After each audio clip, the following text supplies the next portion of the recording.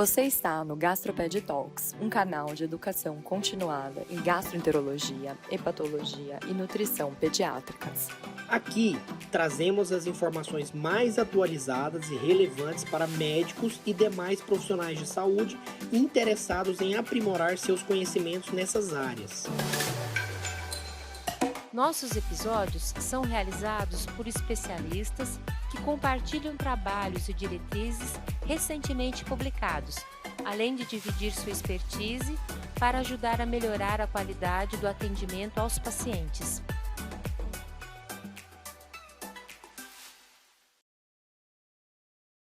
Bom, olá a todos. O tema de hoje do Gastroped Talks é a pH impedanciometria ou impedância pH-metria na pediatria. Bom, a gente vai discutir esse position paper, né, de uma equipe de estudos da Itália, né, sobre a pH impedanciometria esofágica em crianças. Foi publicada em 2019 no Digestive and Liver Disease, que é uma revista, um periódico de fator de impacto de 5.1. Bom, desde há um tempo atrás, a pH impedanciometria tornou-se o padrão ouro, né, para o diagnóstico de doença do refluxo gastroesofágico em crianças. Desde a publicação, essa publicação aí original de 1999, por um autor alemão, eles vêm difundindo esse método, né, de diagnóstico, né, que veio depois aí da pH-metria pura, e nos últimos 10 anos a gente viu que o aumento da utilização dessa técnica e, consequentemente, o aumento das publicações, começou-se a facilitar o entendimento sobre a pH-impedanciometria. Por outro lado, a gente ainda tem na faixa etária pediátrica, né, a falta de padronização para os valores de referência do exame.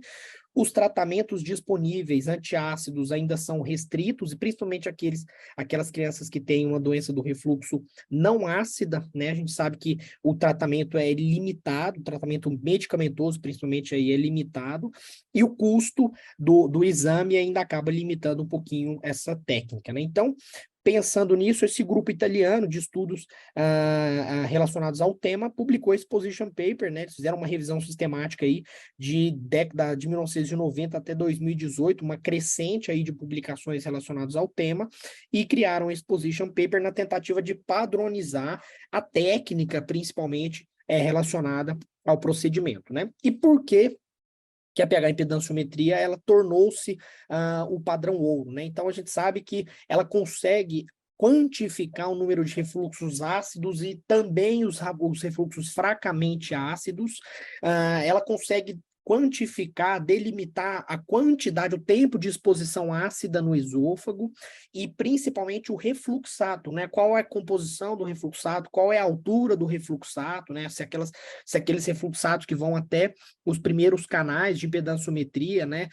Justificando aí sintomas extraesofágicos, principalmente. Eles diferenciam a deglutição de um refluxo, né? Pela diferença de impedância e pelo caminhar da mudança de impedância, se é retrógrado ou anterógrado. O exame consegue diferenciar se trata-se de uma deglutição ácida, não ácida, ou se trata de um refluxo, né? O tempo de clareamento esofágico, o tempo de exposição do bôlus no esôfago, e tudo isso é detectado pela pH impedância, e principalmente a associação de sintomas, né? Se os episódios de refluxo pela pH ou pela impedanciometria estão ou não associados aos sintomas relatados pelo paciente. Tecnicamente, a impedância, né, é um circuito, o aparelho de impedanciometria é um circuito elétrico, o aparelho é um gerador de corrente que vai se dissipando pelos anéis do catéter, né, pela sonda de pH impedanciometria que fica alojada no esôfago da criança.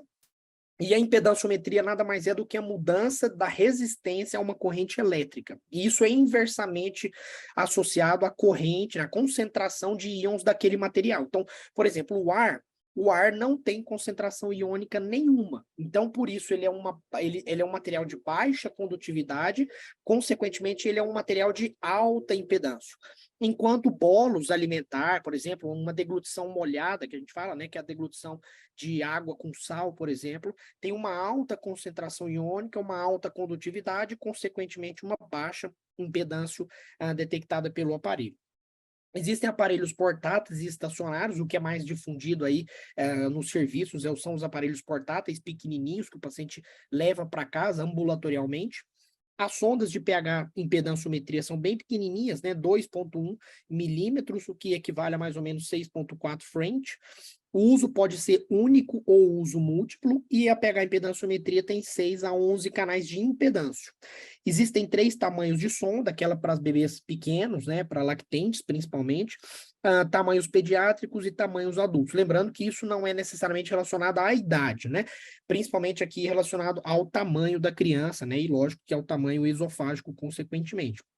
As sondas contêm 1 ou 2 canais de pH, né? Geralmente eles são canais de pH de antimônio, né?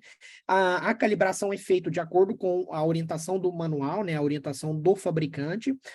Geralmente eles entregam, né, para nós 2 soluções, uma solução com pH ácido e uma solução com pH alcalino, e aí você termina a calibração com uma referência externa, né? Geralmente coloca o dedo associado ao eletrodo, coloca dentro da solução. Se você estiver usando um aparelho que tem uma referência interna, esse finalzinho da calibração não precisa ser feito claramente, e hoje a melhor opção, né? A leitura do exame pode ser feita de forma manual e automática, geralmente a gente faz uma leitura combinada, né? Bom, 2 grandes referências aqui, né? O primeiro, a referência de cima aí é uma associação da NASPGHAN com a ESPGHAN, e fizeram essa publicação de doença do refluxo. Eles citam bastante aqui os valores de pH impedânciometria, e embaixo o guideline da NICE, né? Que é uma equipe também especialista em doença do refluxo, que eles fizeram esse guideline aí com valores ou com técnicas de pH impedânciometria. As indicações para o exame são indicações já bem conhecidas aí dos gastropediatras, né? Existem outras doenças extraesofágicas, né, ou extratrato gastrointestinal que podem indicar a pH impedânciometria, mas geralmente a gente usa para aqueles pacientes que fazem o tratamento antirrefluxo e não melhoram, mantêm sintomas persistentes, aqueles que têm recusa alimentar com baixo crescimento, ou um choro persistente mesmo, ou principalmente antes de usar os inibidores de bomba, e na síndrome de combinação e aerofagia, tentando associar, né, ou associado a um exame de manometria. Bom, na véspera do exame, o paciente recebe as orientações, né? Então, se ele estiver tomando algumas medicações, esse paciente deve retirar essas medicações. E aqui vale a gente citar os procinéticos, inibidores H2, devem ser retirados 72 horas antes. E se o intuito do exame for fazer na ausência de inibidores de bomba, elas devem ser suspensas, esses medicamentos devem ser suspensos 14 dias antes, né? Claro que uma das vantagens da pH impedância é fazer o uso dela, fazer o exame em uso de inibidores de bomba. 3 horas de jejum para lactente, 6 horas de jejum para crianças maiores. Não deve se colocar um anestésico aqui, a gente tem as opções de spray nasal ou gel, deve ser colocado diretamente na narina, em que a sonda vai ser passada, não colocar isso, não lubrificar a sonda, né, os canais da sonda com esse anestésico, isso pode alterar os canais de pH e de impedânciometria. Existem várias formas de analisar o local ideal em que essa sonda vai ficar. A gente sabe que ela tem que ficar ali mais ou menos 5 centímetros acima da transição esôfago-gástrica, ou mais ou menos ali no corpo da segunda ou da terceira vértebra acima do diafragma, depende da idade. Para esse cálculo, a gente usa a forma de Strobel, né, que estima o tamanho esofágico, e confirma-se com uma escopia, né? Ou pode ser através da escopia mesmo dinâmica, ou através de um raio-x simples. Não é a melhor método, não são os melhores métodos, né? Mas são os que mais são disponíveis aí na prática. A melhor forma de confirmar a posição é através da manometria, e a gente sabe que a manometria é um exame tecnicamente complicado, né? A manometria esofágica é um exame tecnicamente difícil para crianças, principalmente as pequenas, né? A passagem da sonda, ela é mais complexa, mais difícil, então a gente não usa habitualmente, apesar de ser a melhor forma, a forma mais fidedigna de achar o local ideal para posicionar a sonda. A endoscopia digestiva, claro que você não vai indicar uma endoscopia para posicionar a sonda, mas naqueles pacientes que têm indicação de fazer endoscopia digestiva, você pode aproveitar, né, o procedimento da endoscopia para passar a sonda de pH impedânciometria, lembrando que também não é o melhor método para para escolher, apesar de ser um método dinâmico e de visão direta, não vence a manometria aí como sendo a melhor forma de avaliar o local da sonda. Alguns autores tentam, né, ou publicam outras formas, né, de alocar a sonda, do local ideal da sonda, e esses autores publicaram recentemente, né, em 2015, na Neurogastroenterology, que é um periódico que discute muito, né, doenças de motilidade ou métodos de tratamento ou de diagnóstico de motilidade gastrointestinal. Então, eles colocaram esse quadro aqui relacionando o tamanho da criança em centímetros com o tamanho, com o local, a profundidade em que vai ser colocado o catéter de pH-metria, né, a sonda de pH-metria. Bom, tem que ter muito bem orientado para os pais o que eles devem anotar. Quem já lidou aí com um aparelho de pH impedânciometria sabe que existem alguns botões na tela que o paciente vai colocar. Então, o momento que a criança mudou o decúbito, ficou em pé, ou ficou deitada, ou que se alimentou, ou que teve algum sintoma. Então, é importante que a gente oriente os pais a marcar isso no exame, no aparelho, e anotar isso no papel para a gente fazer um double check depois, né? Evitar alimentos quentes, porque isso pode atrapalhar a sonda, fumaça, né, para adolescentes aí, ou quem for fazer exame em adulto, mascar chiclete para não ficar deglutindo, deglutições repetidas, né, e chupetas da mesma forma. O exame dura 24 horas, vai pegar a impedânciometria de 24 horas, mas, teoricamente, um período de 18 horas já seria suficiente para uma boa análise. O exame é ambulatorial. Se eu tiver o paciente internado e você indicar esse exame internado, não tem problema, mas não vai internar ou não necessita de internar o paciente para fazer a pH impedânciometria. Lembrando que uma das orientações que a gente reforça bastante com os pais é que replique as atividades diárias. Quanto mais ativo for essa criança ao longo do dia e mais habitual, mais normal for o seu dia, mais fidedigno é o exame, né? Terminando o exame, a gente tira a sonda, coloca o aparelhinho num software, né, descarrega todo o exame, e a gente tem que passar um pente fino aí, vamos dizer assim, por todas as 24 horas de exame, com janelas de 30 minutos, né, excluindo os sintomas que são duplicados, aqueles sintomas que aparecem um logo em seguida do outro, checar se todos os eventos que o pai escreveu no papel ou apertou no exame, se esses sintomas batem com o que está colocado lá nas linhas de pH impedânciometria, né, no gráfico de pH impedânciometria, e depois parar em cada refluxo anotado pelo aparelho e checar se esse refluxo realmente se realmente procede, né? Se não trata-se de uma deglutição, artefato, enfim.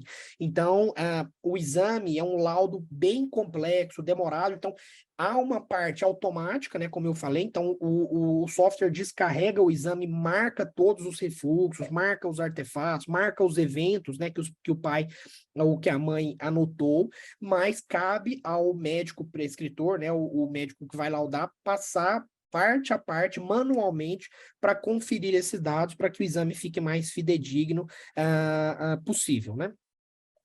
Por definição, refluxo líquido é aquela queda retrógrada de mais de 50% na impedância basal. Então, é importante que a gente tenha anotado, bem definido, ao longo das 24 horas, qual é o valor de impedância basal. Geralmente varia entre 1.002 a 4.000, né, ohms.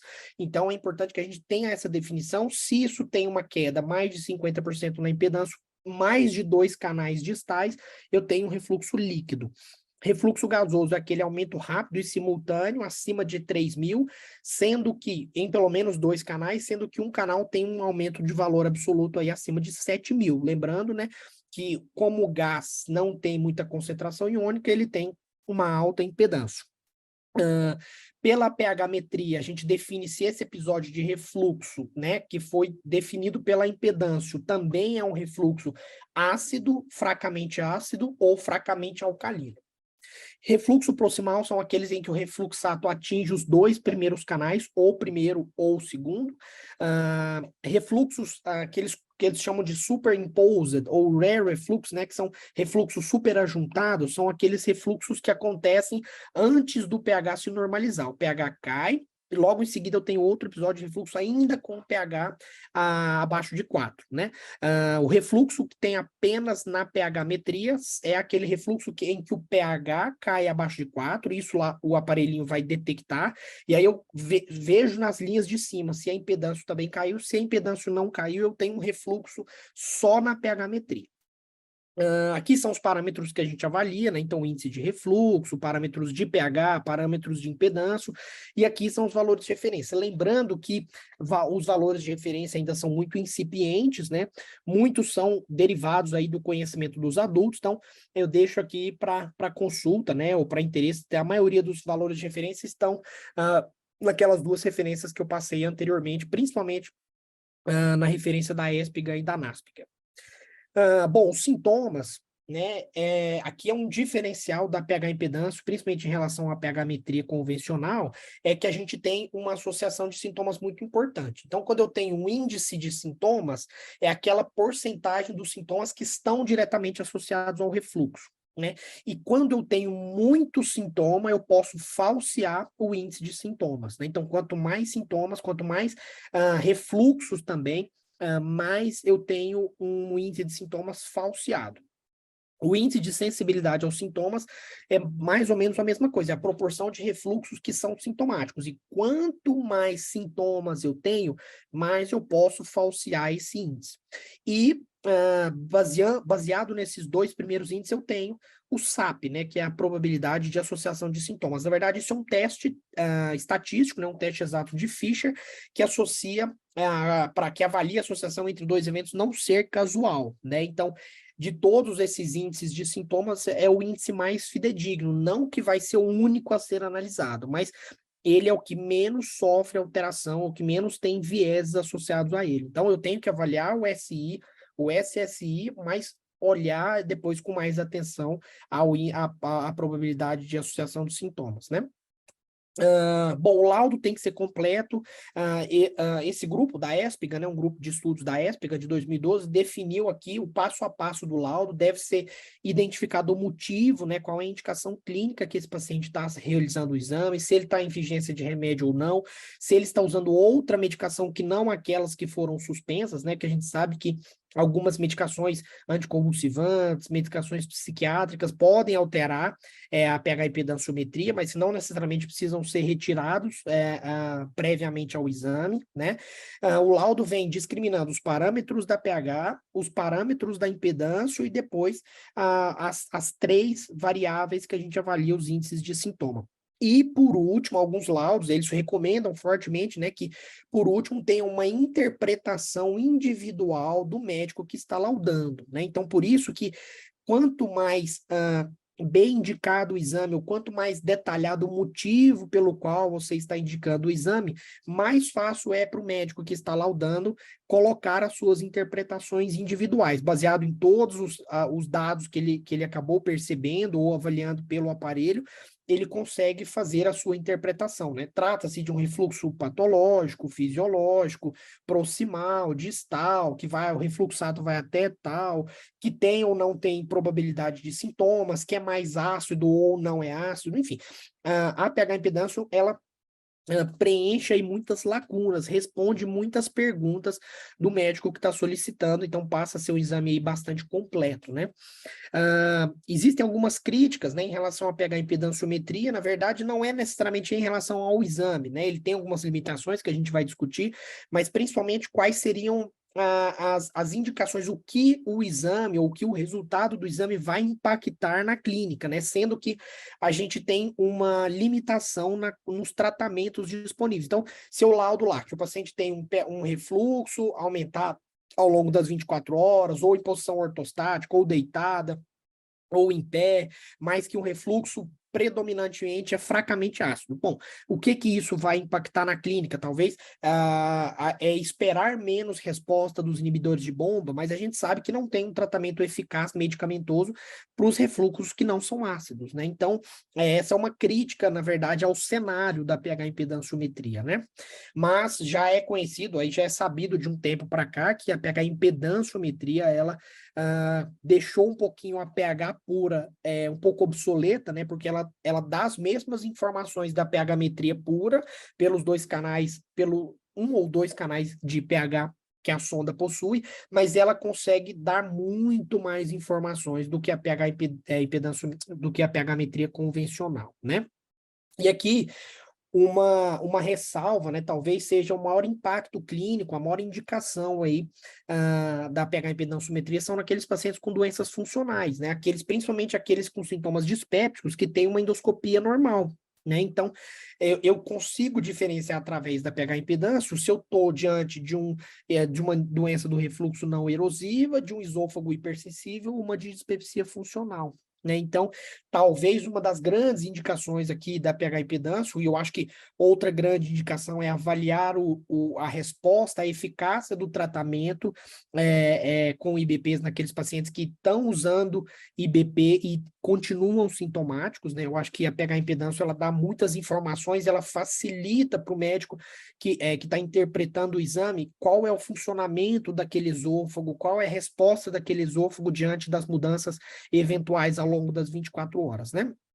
Mas sim, ela é um exame que ainda tem muitas limitações, principalmente limitações de técnica, né? A gente sabe que a passagem da sonda, né? Claro que para crianças pequenas, quem já passou sabe que a criança passa a sonda, deu 5, 10 minutinhos, ela nauseia, tem toda aquela dificuldade, mas 5 minutos ela esqueceu que ela tem a sonda. Mas outras crianças não, elas vão tirar a sonda, vão movimentar a sonda de forma incorreta, vão ficar ali limitadas, né, das suas atividades diárias, vão querer ficar só deitada, não vão comer direito, não vão brincar, não vão realizar ali dentro das 24 horas o que ela realizaria habitualmente no dia a dia dela. Então, isso limita bastante, não o exame em si, mas a interpretação e extrapolar isso para o dia a dia dessa criança, né? Por ser um exame recente, né, o uso dele começou a ser difundido agora nos últimos 10 anos, então a gente ainda não tem valores de referência, e claro, gente, por motivos éticos, né, não dá para fazer um exame, como é um exame invasivo, não dá para fazer um exame aí, para delimitar valores de referência, porque trata-se de um exame em crianças e um exame invasivo, né? A restrição terapêutica também é considerada uma limitação do exame, na verdade, não é do exame, mas do cenário de pH-impedância e doença do refluxo em si, né? O custo pro exame, né? A gente sabe que os planos de saúde é um exame que ainda não está agora em começo de 2023, não está no rol da ANS ainda, então os convênios não pagam esse exame, então ele fica limitado a clínicas particulares e serviços acadêmicos, né, de educação públicos, mas de acadêmicos, né, serviço de residência ou serviço de graduação. O tempo do exame, das 24 horas do exame, somado ao tempo do laudo médico, acaba dificultando, né, limitando um pouquinho esse exame, porque a gente sabe, quem lida aí com a pH-impedânciometria sabe que é um exame difícil de ser laudado, demorado, complexo, né? E exige um treinamento, tanto para o médico que vai passar a sonda, quanto para o médico que vai interpretar, para a família que vai receber essa criança com a sonda, então ela tem que saber os botões de apertar, ela tem que anotar, então a gente tem muita dificuldade técnica na realização desse exame, isso acaba limitando um pouquinho a técnica. Bom, era isso, espero que vocês tenham aproveitado aí esse artigo sobre pH-impedânciometria em pediatria. Até a próxima! Fique por dentro das últimas novidades e descobertas em gastroenterologia, hepatologia e nutrição pediátrica no nosso canal do YouTube e também presente nas principais plataformas de podcast.